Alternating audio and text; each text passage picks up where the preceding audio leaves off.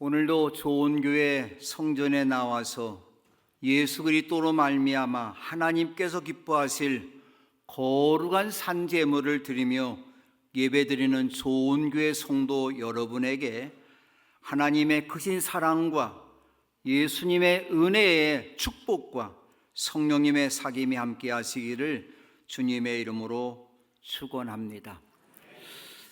지난번에도 제가 찬양 예배 시간 때 와서 설교를 했습니다마는 제가 좋은 교회 초대 우리 한영재 목사님 때부터 오늘 이 시간까지 깊은 관계를 갖고 있는데, 제가 이 교회에 와서 설교도 몇 번 해보고 또 축사도 하고 축도도 하고 연회 때도 이 교회에 와서 여러 행사를 가져봤습니다마는 이렇게 주일날 예배를 드린 것은 처음인 것 같아요. 우리 정재원 목사님께서 저에게 주일 2부와 3부를 허락하신 우리 정재원 목사님과 우리 장로님들과 성도님들에게 진심으로 감사를 드립니다. 우리 정 목사님 출퇴하셨지만은 돌아오는 시간까지도 건강에 돌아올 수 있도록 여러분께서 기도해 주시기를 바랍니다. 제가 딸을 낳고 아들을 낳았는데 딸은 아들 하나 낳고 더 이상 안 낳아요. 더 낳으면 내가 봐주겠다 그랬더니 더 이상 이렇게 편한 걸 왜 안 낳느냐고. 근데 제 며느리는 저희 집에 와서 딸을 3명을 낳았습니다. 또 난다고 하는데 그만 낳으라고 그랬는데 딸이 참 예쁘게 잘 크고 있어요. 첫째 손녀딸은 중학교 3학년인데 저보다 키가 헐쭉 커가고서 중3인데 170이 넘고, 또 초등학교 6학년 다니는 손녀딸이 있고, 또 막내 손녀딸이 초등학교 3학년인데 얼마 전에 둘째 손녀딸이 저한테 오더니 할아버지 나 반장을 했어요 그래. 야, 우리 문씨 가문의 영광이다. 제가 충북연에 7대 감독을 했더니 저와 함께 일을 하셨던 문옥 장로님이라고 계시는데, 그 문옥 장로님이 저를 만나시더니 아이고 감독님 문씨 가문의 영광입니다 그래요. 처음으로 문씨가 나왔다고 해서 그랬습니다마는 어쨌든 이렇게 어떤 자리에 뽑힌다고 하는 것, 일꾼으로 세움받는다는 것, 그리 쉬운 일은 아닙니다. 우리 둘째 딸 손녀딸한테 물어서 어떻게 해서 내가 반장이 됐냐 그랬더니 자기 혼자만 나왔대요. 감히 남자들도 나오지를 못한다고 그래요. 우리 손녀딸이 리더십이 있나 봐요. 생긴 것도 있고 무엇보다도 할아버지를 닮아서 성품이 참 좋은 것 같아요. 어쨌든 축하한다고 하면서 제가 둘째 손녀딸한테 요즘은 아이들도 다 카드를 갖고 다니더라고요. 카카오 뱅크 카드에다 제가 용돈을 넣어줬더니 너무너무 좋아하더라고요. 우리나라의 최고의 시험을 사법고시라고 말합니다. 사법고시는 머리를 그래도 몇 년 동안 질끈동여매고 공부한 사람들만 사법고시에 합격해서 판사가 되고 검사가 되고 또 변호사도 됩니다. 회사에서도 회사를 꾸려나갈 때는 좋은 사원이 들어오기를 원하면서 어디 대학 나왔습니까? 또 인품도 보고 영어를 잘합니까? 이것저것 다 면접을 하게 됩니다. 이제 한 달이면 미국에서 47대 대통령을 선출하는 미국 대선이 한 달도 남지 않았는데, 공화당 대선 후보 도널드 트럼프 전 대통령과 민주당 대선 후보 카멀라 해리스 여성 부통령이 격돌하고 있습니다. 그럼 미국 사람들은 어떤 사람들을 선출해 줄까요? 저는 늘 생각하기를 미국 대통령 누가 되는 것도 중요하지만 우리나라에 이익이 될 수 있는 대통령은 누굴까? 그런 생각을 해보았어요. 어쨌든 어떤 일을 하려면 그에 맞는 학력도 있어야 되고 그에 맞는 체력도 있어야 되고 이것저것을 다 묻기도 하고 면접을 합니다. 예수님께서 12 제자를 선택하실 때에 예수님께서는 무엇을 보고서 선택하셨을까요? 세상 사람들의 기준으로 본다면 이 사람 명문 가문의 사람이냐? 좋은 대학을 나오고 박사가 되었느냐? 재능이 많은 사람이냐? 아니면 돈과 재물이 많은 사람이냐? 아니면 나와 같은 나사렛 동네에서 태어난 사람이냐? 아마도 오늘 저 같았으면 그것을 물었을 거예요. 그런데 예수님께서는 세상 사람들의 기준에 따라서 제자들을 선택하지 않으시고 다른 각도로 제자들을 선택해 주셨는데, 예수님께서 제자들을 선택하신 가장 중요한 기준은 오직 하나였습니다. 하나님 아버지의 뜻을 잘 분별할 줄 알고 그 뜻을 따라서 순종하며 살 사람인가, 오직 한 가지만 보셨다고 하는 것이죠. 사울왕이 이스라엘의 초대왕이 되었습니다. 얼마나 신바람 나겠습니까? 그냥 하나님께서 어느 날 이 사울왕을 폐위시켜줬어요. 그리고 마지막에는 블레셋 사람들과의 싸움에서 화살을 맞고 죽어가고 있는데, 사울이 생각하기를 내가 죽지는 않았지만 블레셋 사람들이 나한테 달려와서 나를 죽이면 어떡할까? 저 할례를 받지 못한 이교도들이 나를 죽으면 어떡할까? 나를 조롱하면 어떡할까? 그 걱정을 하면서 마지막에는 칼을 뽑아서 자기의 배에 엎어서 자살하고 말았던 것이죠. 안타까운 일 아닙니까? 그리고 같은 날 세 아들도, 그의 온 가문도 죽음을 당하는 불행한 일이 나타난 것, 무엇 때문일까요? 사울은 잘생겼다고 그랬어요. 우리들보다 키가 더 큰 아주 멋쟁이라고 성경은 말씀하고 있습니다. 근데 무엇 때문에 그렇게 하나님께서 그를 폐위시키셨을까요? 그건 오직 하나입니다. 하나님을 배신하면서 하나님의 뜻을 묻지 아니하고 순종하지 않았기 때문입니다. 그리고 하나님께서는 이스라엘의 두 번째 왕으로 베들레헴 촌사람 다윗을 이스라엘 최고의 왕으로 삼으셨는데 무엇 때문일까요? 그의 아버지 이새도 사무엘 선지자가 와서 당신 아들들 가운데서 왕을 세우기로 작정하신 것 같은데, 내가 그에게 기름 부으려고 당신 집에 왔는데 아들을 나한테 데려와라. 1명, 2명 데려왔는데 왜 아버지가 맏아들을 데려왔을까요? 사남을 왜 데려왔을까요? 그래도 잘났으니까. 그 아들들을 데려왔는데 사무엘 선지자가 고개를 좌우로 쳤습니다. 아니야. 당신 아들 또 있느냐? 예, 하나 있긴 있는데 저 들판에 가서 양을 치는 목자 일을 하고 있습니다. 그 아들 데려오너라. 사무엘 선지자가 보니까 하나님이 선택한 사람이에요. 그럼 하나님께서 선택한 이 다윗에게 사무엘의 기름을 부어서 이스라엘 두 번째 왕으로 세우셨는데, 그 못난 다윗이 이스라엘 최고의 왕이 되었고 지금도 이스라엘 나라 국기는 다윗의 별입니다. 무엇 때문일까요? 다윗의 일정은 오직 하나입니다. 하나님의 뜻을 구하고 하나님의 뜻을 따르고 온전히 순종했기 때문입니다. 누구를 진실한 그리스도인이라고 말할 수 있을까요? 그리스도인은 내 지식과 내 생각을 따라 사는 사람이 아니라 하나님의 뜻이 무엇인지 잘 분별해서 그 뜻에 순종하며 사는 사람이 하나님께서 택하신 좋은 사람입니다. 그렇다면 우리가 먼저 하나님의 뜻이 무엇인지를 아는 것이 중요하다고 하는 것이죠. 오늘 이 말씀은 여러분이 수도 없이 많이 들은 말씀입니다.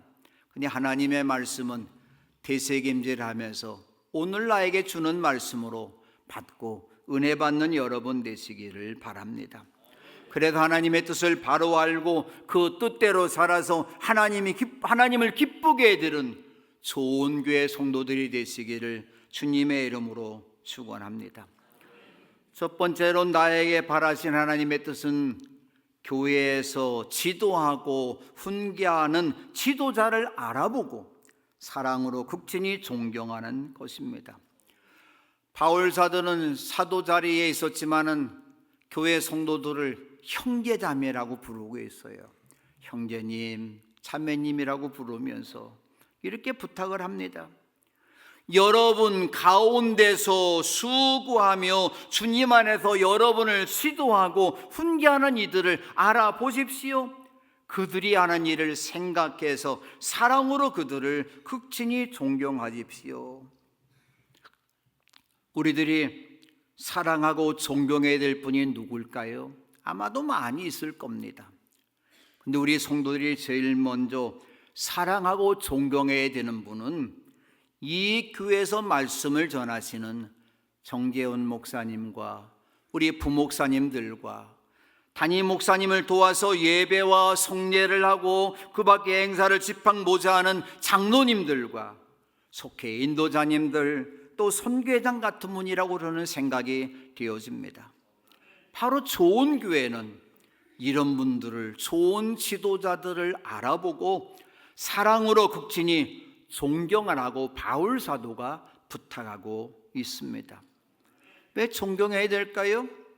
성도들 가운데서 수고하는 일을 하기 때문입니다. 수고는 무엇일까요? 말 그대로 어떤 일을 하는데 힘을 들이고 애를 쓰는 것입니다. 이 세상의 자연 법칙은 무엇일까요? 내가 땀 흘린 만큼, 내가 애쓴 만큼 열매를 거둘 수 있는 것입니다. 가정 행복이 무엇일까요? 저절로 되어지는 것 아닙니다. 땀을 흘리는 수고가 있는 남편과 아내가 있을 때 좋은 가정을 만들죠. 사회 안녕도 나라의 부강도 수고하는 사람들 통해서 이루어진다고 말합니다. 수고 없이 열매를 걷는다? 그건 마귀가 주는 거예요. 그건 우리가 거절해야 됩니다. 저는 이 세상 최고의 수고는 어머니의 수고라고 생각합니다. 여자들은 자녀들을 잉태하고 10달 동안 배가 남선만에게 불러가면서도 수고합니다. 배가 부른 스타는 하나도 없는 것 같아요. 그런데 임신하는 어머니들은 날씬한 배를 포기합니다. 아기를 잉태하고 1달, 2달 지나면서 배가 남산만해집니다. 저희 집 사람도 첫 달 날 때 보니까 음식을 전혀 못 먹어요. 못 먹고는 하는 일이 뭐냐? 팥가스병을 들고서 하루 종일 거기다 침만 뱉는 일만 했어요. 그건 여자들만 하는 거예요. 남자들은 죽었다 깨나도 이 일을 모릅니다. 아기를 낳을 때 해산에 수고를 합니다. 인생 최대의 고통을 겪는 해산의 수고를 합니다. 장로님 이 수고 알 수 있어요? 저도 모르는데 남자들은 아무도 몰라요. 그러니까 어떻게 해야 됩니까?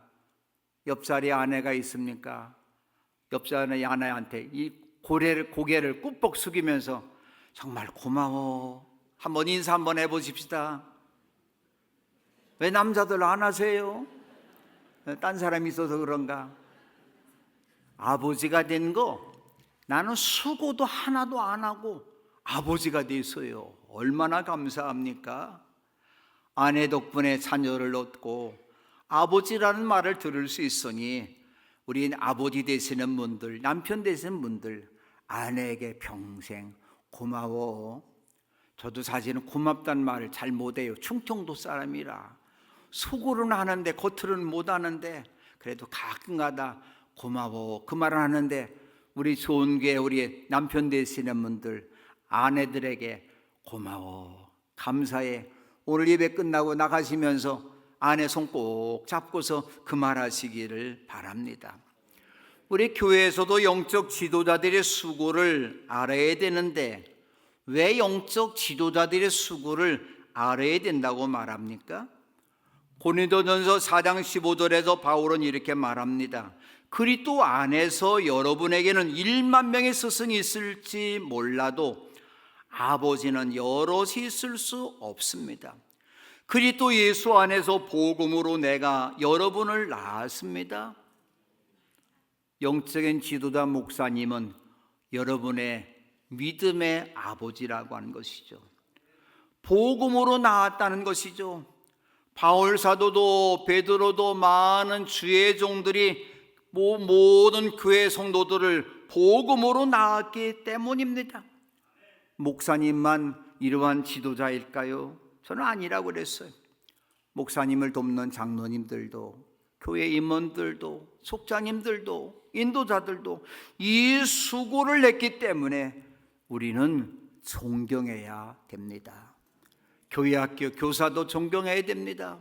찬양대원들도 존경해야 됩니다. 이 모든 수고에 존경해야 되는데, 존경받을 우리들이 더 귀한 일을 해야 될 것이 있습니다. 고린도전서 15장 58절 말씀입니다. 그러므로 나의 사랑하는 형제자매 여러분, 국회에서도 흔들리지 말고 주님의 일을 더욱 많이 하십시오. 여러분이 아는 대로 여러분의 수고가 주님 안에서 헛되지 않습니다. 주님의 일을 더욱 많이 하라고 말합니다. 교회 지도자인 목사님들, 장로님들, 좋은 교회를 더 좋은 교회로 세우기 위해서, 튼튼한 교회를 세우기 위해서 더 많이 일을 하시고, 이 수고는 결코 헛되지 않고 주님 앞에 서는 날 영광의 면류관, 금면류관을 받을 줄로 믿습니다. 이제 수고하는 영적 지도자들에 대해서 성도되어야 할 날이 무엇이 있을까요? 고린도전서 16장 16절 말씀입니다. 그러므로 여러분도 이런 사람들에게 순종하십시오. 그리고 그들과 더불어 일하며 함께 수고하는 각 사람에게 순종하십시오. 존경은 말로만 존경하는 게 아니에요. 바로 담임 목사님에게, 장로님들 앞에 순종하는 것이 바로 존경이라고 한 것이죠. 그래서 순종은 제사보다 낫다고 말하고 있습니다. 그 다음에 이 지도자들은 성도들을 주님 안에서 훈계하는 일을 하기 때문입니다. 훈계는 무슨 말씀일까요? 주님 안에서 가르치는 것입니다. 악인의 길을 따르지 말아라. 죄인의 길에 서지 말아라. 오만한 자의 자리에 앉지 말아라. 오로지 주님의 말씀을 즐거워하면서 밤낮으로 주님의 말씀을 묵상하면서 그 말씀대로 살으라고 훈계하는 것입니다. 어떤 성도가 은혜 받을 수 있을까요? 목사님이 하시는 말씀을 아멘으로 받는 성도입니다.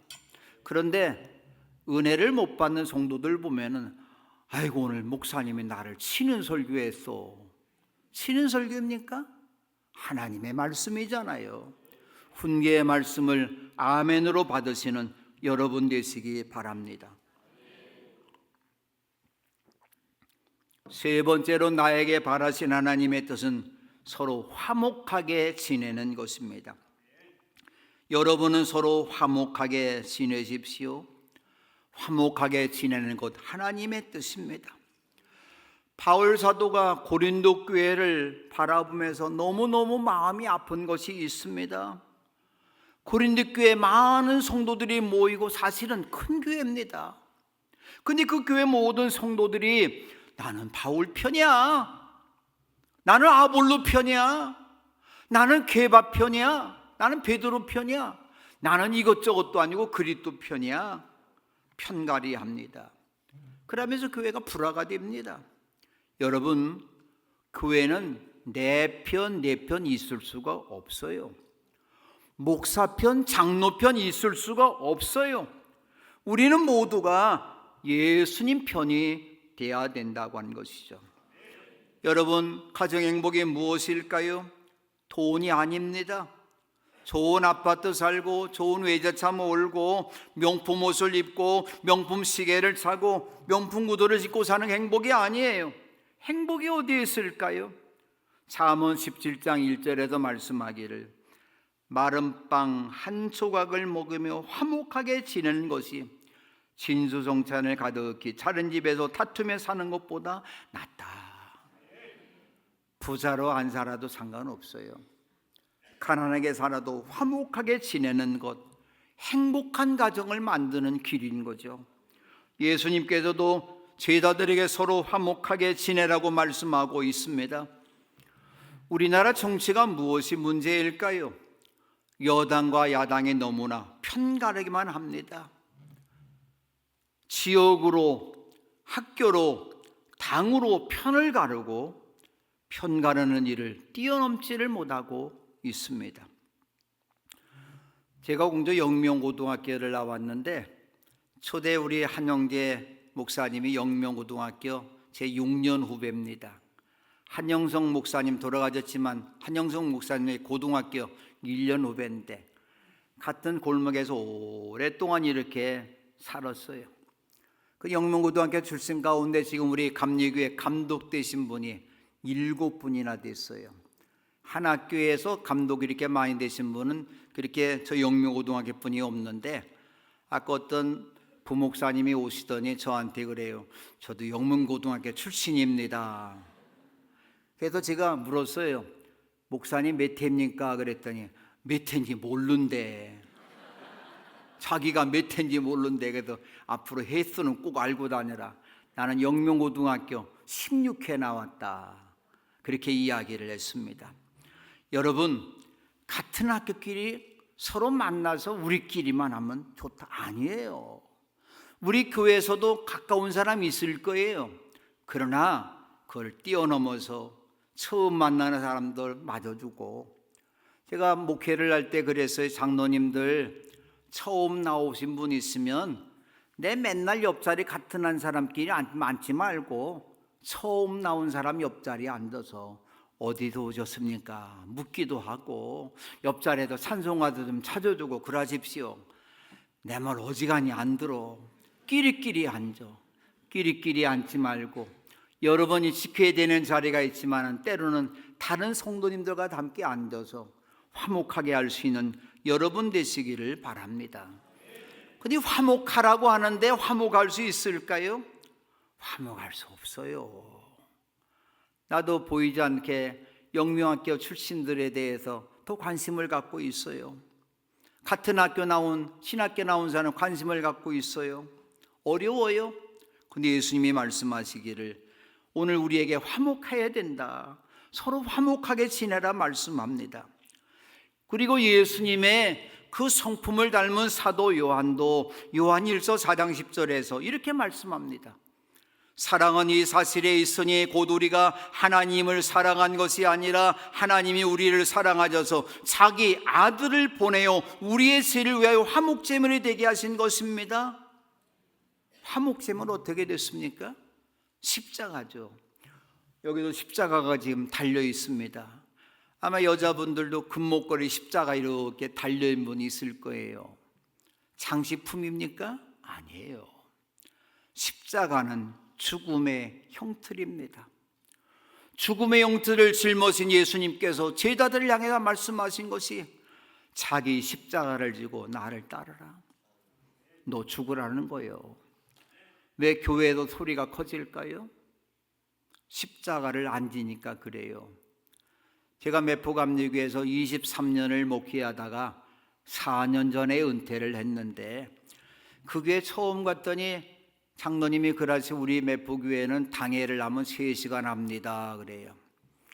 이걸 어떻게 하면 좋을까? 그러다가 장로님들하고 기회구회를 열어서 장로님들 말씀하실 거 있으면 여기도 다 하십시오. 당회를 하든지 구역회를 하면 목사가 말하면 아멘만 하십시오. 틀린 말 아니잖아요. 발언하시는 분도 항상 장로님만 하시는 거예요. 그랬더니 장로님들이 고맙게도 이 목사의 말을 순종해 듣고 당회구역회를 하는데 나와 제가 개를 선언하고 찬송관장 부르고 또 장로님 기도시키고 그리고 보고하라고 나와서 인사하는데 당회를 몇 분 안에 끝내냐면 13분 안에 끝냈어요. 회의는 길게 하면 꼭 거기에 마귀가 들어오더라고. 여러분, 우리 모두가 화목할 수 있는 여러분 되시기 바랍니다. 때로는 화목하게 되지 않을 때 내가 아직 안 죽었구나. 내가 아직 십자가 안 죽었구나. 아내하고도 때로는 다툴 일이 있어요. 어떻게 하면 됩니까? 아내도 남편도 내가 아직 안 죽어서 그래. 여보 미안해. 내가 죽을게. 십자가 죽을게. 고기 화목의 역사가 나타나는 줄로 믿습니다. 세 번째로 나에게 바라신 하나님의 뜻은 약한 사람을 훈계와 격려로 도와주는 것입니다. 바울은 하나님은 무질서의 하나님이 아니라 평화의 하나님이라고 말씀하면서 하나님의 자녀들도 모든 일을 적절하게 하라, 질서 있게 해야 된다고 고린도전서 14장 10절에도 말씀합니다. 바울 사도가 골로새 교회를 바라보면서 기뻐하면서 칭찬해 준 까닭이 무엇일까요? 질서 있게 신앙생활하는 모습을 보면서 믿음이 굳건했기 때문입니다. 그런데 세상에 살다 보니까 사회에도 교회에도 무질서한 사람이 있어요. 약한 사람이 있습니다. 힘이 없는 사람이 있습니다.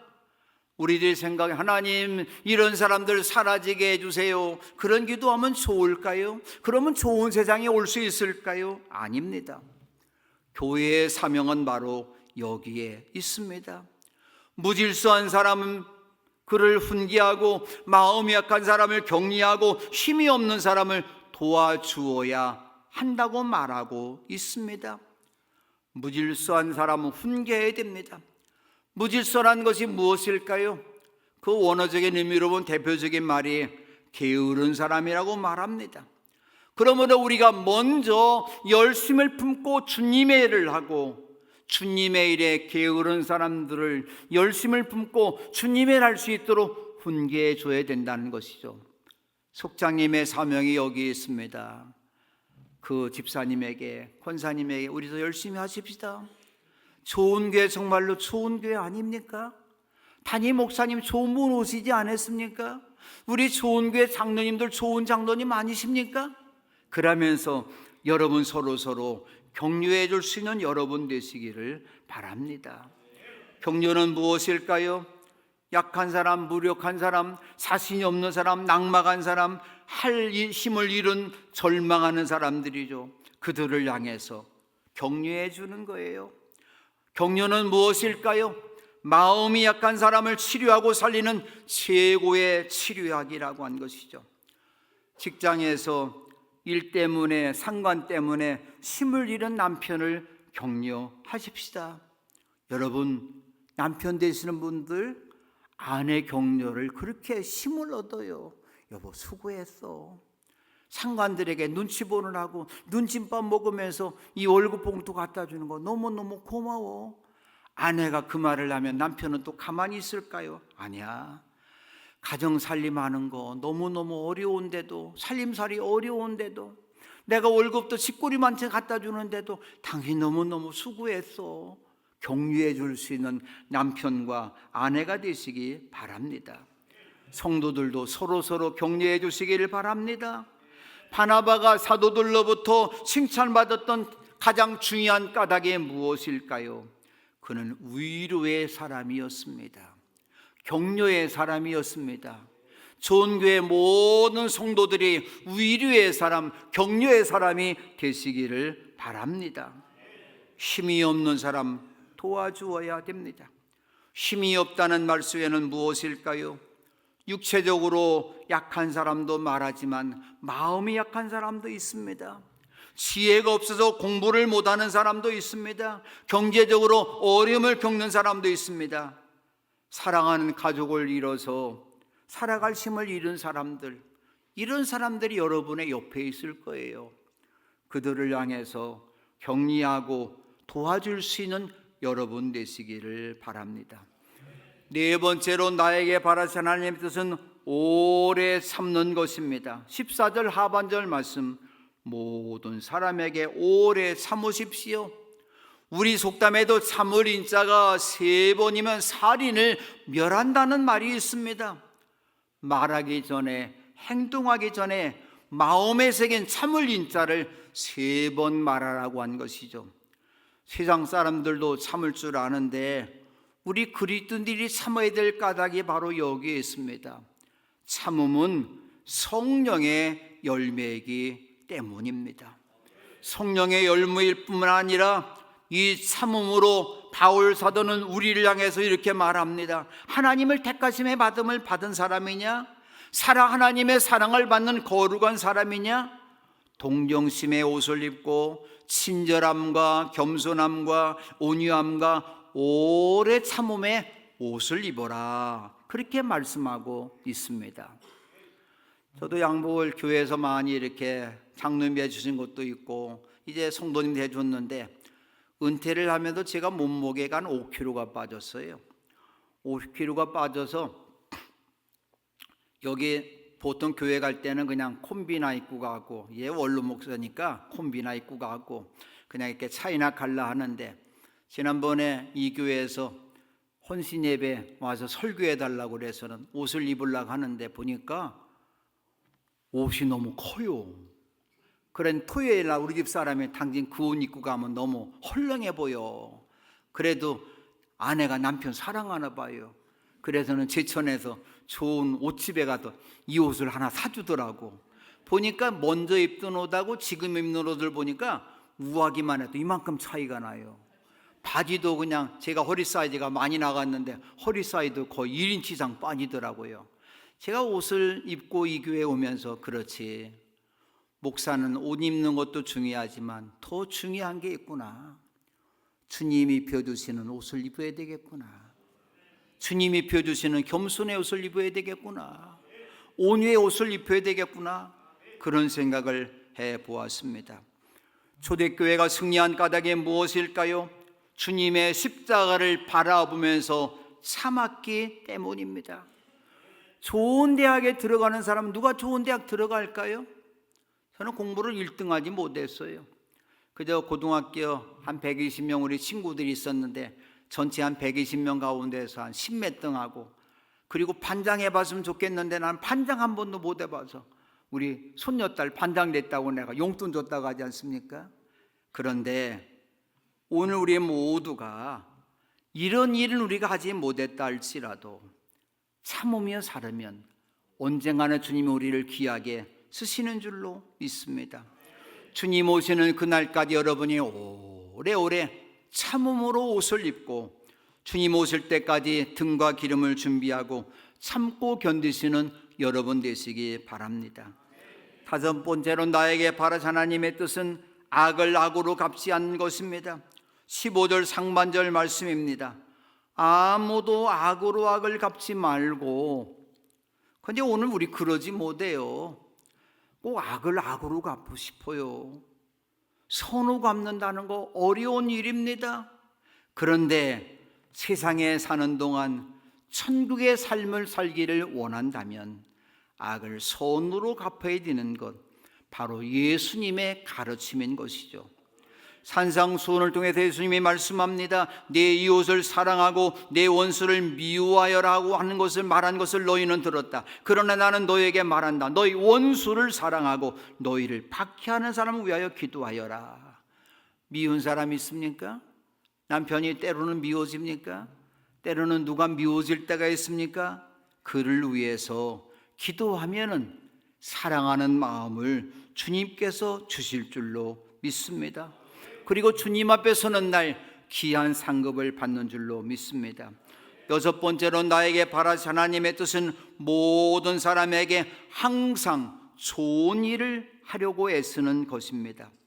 그리스도인들이 악을 악으로 갚지 않는 것이 소극적인 일이라면 적극적으로 행하는 것 하나님의 뜻에 있는데, 15절 하반절 말씀, 도리어 서로에게 모든 사람에게 항상 좋은 일을 하려고 애쓰십시오.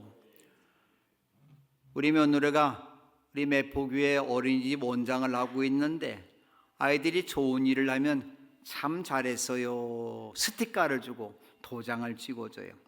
초등학교 때도 이런 일을 합니다. 요즘에 하루에 일을 하면서 우리 노인들 되는 사람 별일이 없잖아요. 하루 일을 지나면서 내가 정말로 좋은 일을 했나, 주님 모실 때 나를 참 잘했어요, 이 스티커를 받을 수 있을까 생각을 해봤는데 요즘 별로 없는 것 같아. 요즘에 제가 은퇴하고 난 다음에는 새로운 일을 하기 시작했어요. 목회할 때는 바빠서 하지 못했던 세상 사람들이 하는 일을 제가 하고 있는데, 제천에 노인 급식소가 있는데 급식소에 가서 제가 이렇게 설거지도 하고 음식도 날라주고 그런 일을 하고, 또 매주마다 수요일마다는 장애인 급식소가 있는데 거기 가서 봉사를 합니다. 얼마나 제 마음이 뿌듯한지, 평생 해보지도 못했던 그런 일을 하니까 너무너무 좋은 것 같아요. 그래서 주님이 잘했어요, 나한테 얘기해 줄라나. 그리고 요즘에 또 제천에서 제천 한방 바이오 박람회를 하고 있는데, 제가 어제는 거기 가서 자원봉사를 했어요. 목회할 때는 제가 얼굴 나타나면 목사라고 하면서 할까봐 그래도 못했는데, 이제는 뭐 제천 이사 와서 사니까 나 알아보는 사람들과 떳떳하게 자원봉사증 딱 차고서 하니까 나를 향해서 사람들이 이것도 묻고 저것도 묻고 하면서 자원봉사를 열심히 했어요. 그런데 주님이 나를 보실 때 잘했다고 말씀하실까? 조금은 하실 것 같은데, 주님 앞에 가서 더 잘했다고 하는 좋은 일이 무엇일까요? 열왕기상 8장 18절에 말씀합니다.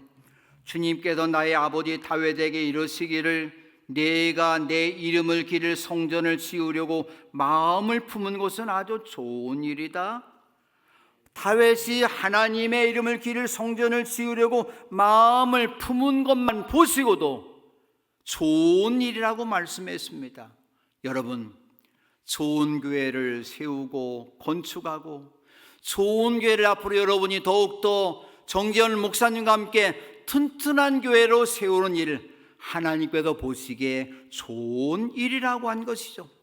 그리고 우리가 일생해야 될 일이 있습니다. 시편 147편 1절 말씀입니다. 할렐루야, 우리의 하나님께 찬양함이 얼마나 좋은 일이며 하나님께 찬송함이 그 얼마나 아름답고 마땅한 일인가.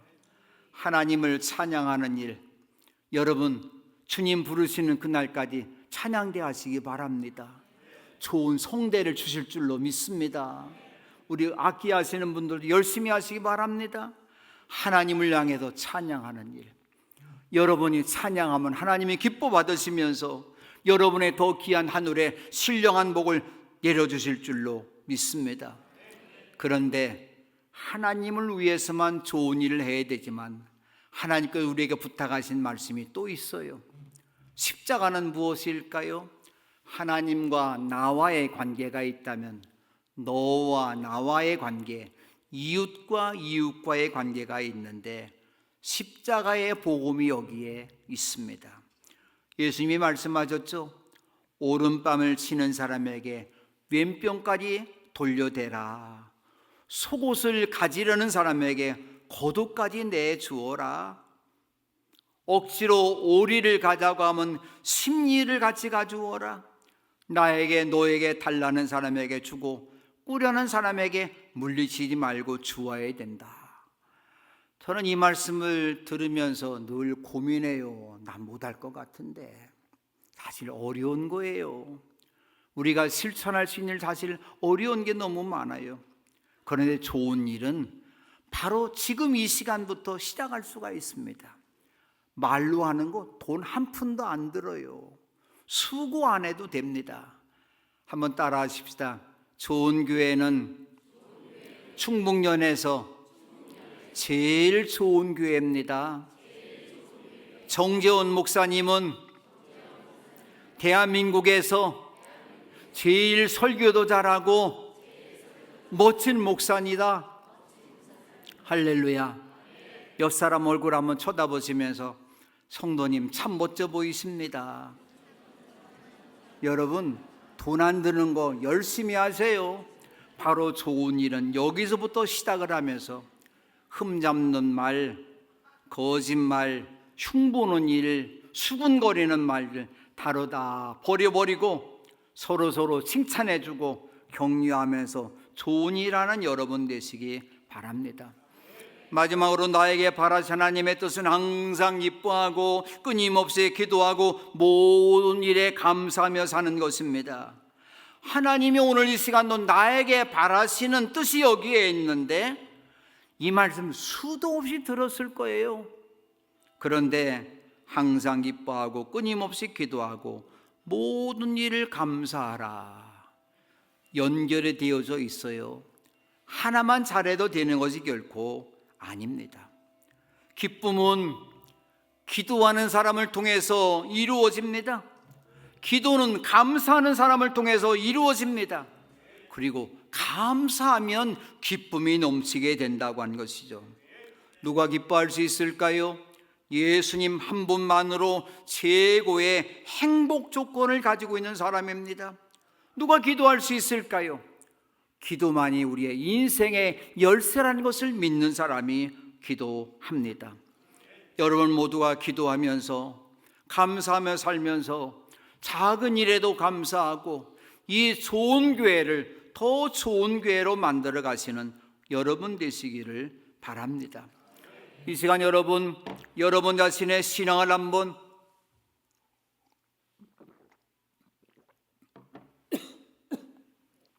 진단해 보십시다. 내 기쁨과 내 기도와 내 감사의 점수가 몇 점일까? 주님의 뜻을 이루어드리면 이 귀한 기쁨과 기도와 감사가 넘치게 될 것입니다. 주님의 뜻을 이루소서. 고요한 중에 기다리니 진흙과 같은 날 믿으사 주님의 형상 만드소서. 주님의 뜻을 이루소서.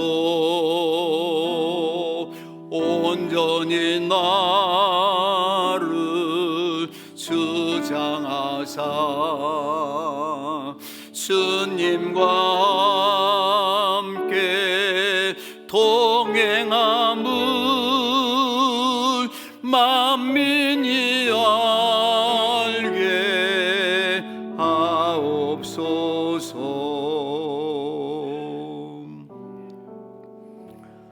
사랑하는 소원교회 성도 여러분, 나에게 바라신 하나님의 뜻을 여러분 마음에 깊이 새기고 항상 말씀에 순종하며 사는 진실한 그리스도인들이 되어서 주님 앞에 서는 날 착하고 신실한 종이라는 칭찬과 함께 큰 상을 받는 좋은 교회 성도들이 되시기를 주님의 이름으로 축원합니다.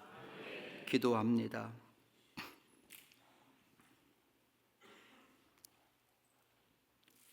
지금까지는 우리들이 하나님 앞에 나에게 무엇을 주세요 구하고 달라고 하고 찾았는데, 한 걸음 더 나가서 우리의 신앙의 모습이 나에게 바라신 하나님의 뜻이 무엇인지를 알고 그 뜻에 순종하며 살 수 있는 좋은 교회 성도들이 되게 하여 주옵소서. 별 보잘것없는 진흙과 같은 우리들을 빚으시소서. 주님의 영상을 만들어 주시는 주님만을 바라보면서 하나님의 뜻을 이루어드리는 좋은 교회 성도들로 은총 내려 주옵소서. 예수님의 이름으로 기도합니다. 아멘.